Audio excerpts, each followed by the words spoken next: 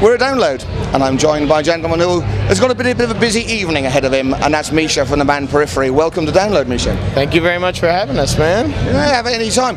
And quite an interesting time for Periphery at the moment, because you recently changed labels, is that right? That's right, that's right.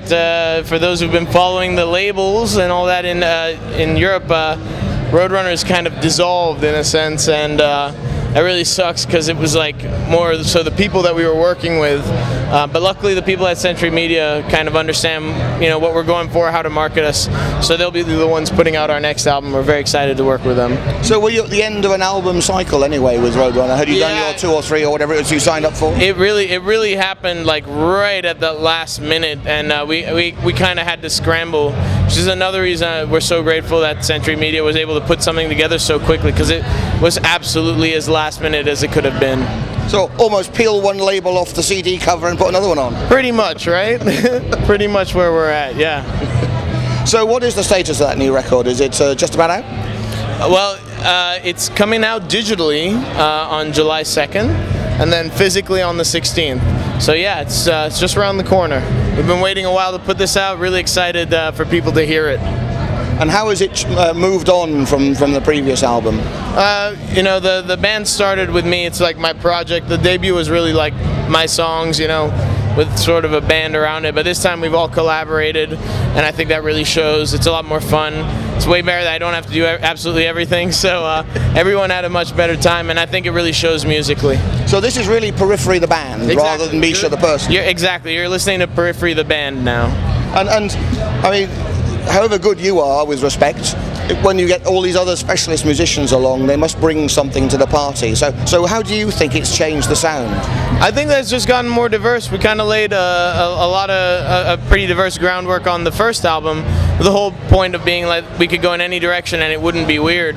I think we've just kind of explored in those directions. Also, the people who've joined in the lineup that we have, they're all very much on the same wavelength. So it's ideas that are very much in line with what would work for Periphery, but stuff that I would never have come up with. So it's very cool. And writing, you know, we have good chemistry, so writing is just so much fun. We have no shortage of songs to work with. So writing for yourself and doing everything yourself is a challenge, obviously. Absolutely. But do you find working with these other musicians is a different challenge? You have to fit your ideas in round theirs. You know, strangely enough, I'd say it's easier. I'd say there's much less of a challenge because of the good chemistry. I could totally see the potential for it being a disaster, but I think it's a sign that you have a good team where everyone kind of has their part, everyone's respectful of the other's ideas, and more importantly, being on the same wavelength. What sounds good to one person sounds good to the next. So there's very little arguing. It's just like, wow, that's really cool. I never would have thought of doing that. So we'll play a track off the new album when we can get hold of one from the label. We're talking about the new sound of Periphery, like the all-encompassing sound of Periphery. Right. So which track brings that out most, do you think? Well, I think we picked our single based off that. We just put it up on iTunes in the States. I think it's on YouTube all around. Should be I don't know the dates because everything's just been moved at the last minute, but Century Media should have it out soon. It's called Make Total Destroy.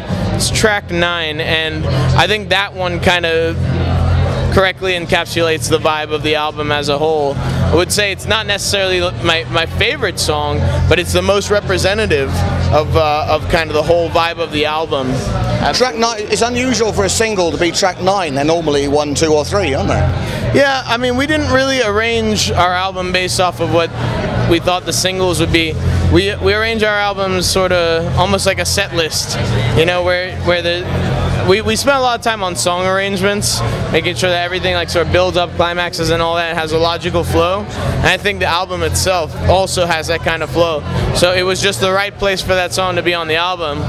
I think when we even made the track list, and we didn't realize that it was going to be the single, so it doesn't really matter too much to us. And you said it wasn't actually your favorite track, so what is? It changes, but I'd say probably J.I. track 4 might be mine right now. So, but yeah, it changes every day. I'd say it's not my favorite just because it's like one of the older demos that we kind of revamped, and the newer stuff that no one has heard is probably more gonna be my favorite stuff just by virtue of it being new, you know, something new. Good. Well, it's been excellent having you here at Download. Good luck with the performance tonight. Right. And we look forward to hearing the album in July, around middle of July. Is that right? Absolutely. Thank you very much indeed, Michelle. Thank you for having me, man.